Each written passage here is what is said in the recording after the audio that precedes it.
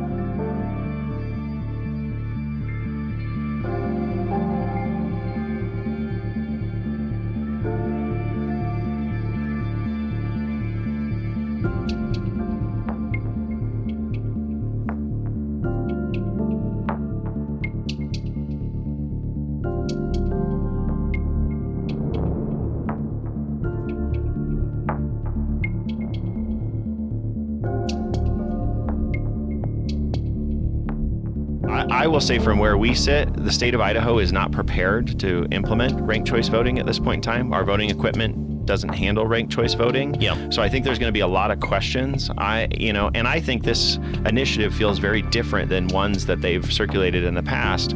People like us who are wonky in the political space follow this, but the average Idahoan, I don't know that they fully grasp what's being discussed at this point in time.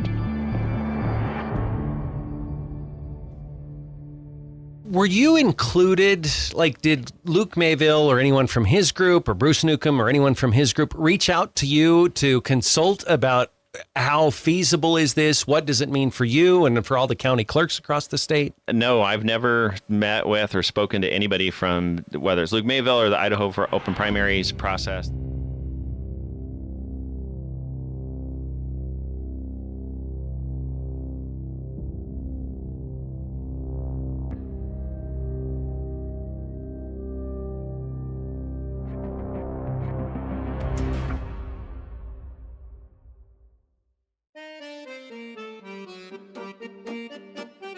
For a moment, let's pause Alaska.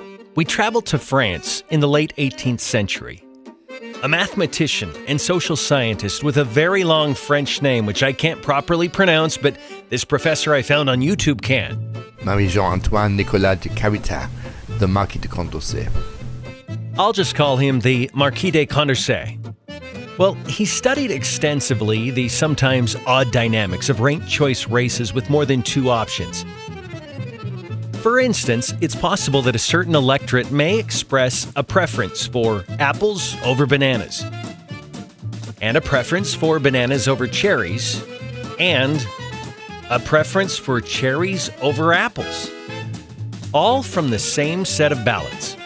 It's a little like the game Paper, Rock, Scissors, and it's called Condorcet's Paradox, or a Condorcet loop. So it's not surprising that Condorcet studied ranked choice voting, and he began to notice the funky things that can happen, and ultimately condemned the practice. But in the midst of it, he identified an important concept, the Condorcet winner. Simply defined, it's the one candidate that could beat every other candidate in a one-on-one race. Some races don't have a Condorcet winner, but some do. The Alaska 2022 race did. Do you have any guesses who it was?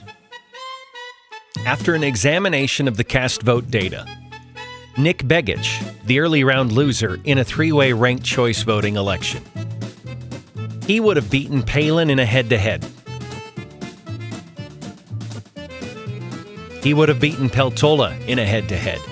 But with the vote splitting that happened with another Republican in the race, he didn't survive long enough to have that head-to-head. That's what can happen in a ranked choice voting system.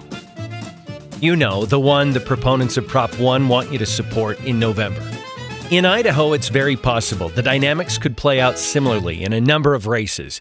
A single Democrat with 2 or maybe 3 Republicans in the November election. They want to say things like, it's as simple as counting to 4. And that's a great soundbite, but the underlying dynamics of voter preferences and the potential for the quirks Condorcet warned us about, combined with the risk of removing a Condorcet winner early, it's all a very real possibility if Proposition 1 passes. There's no doubt, in a state with our current dynamics, ranked choice voting will be a boon to a lone Democrat running in a race against multiple Republicans. Perhaps that's what they've wanted all along.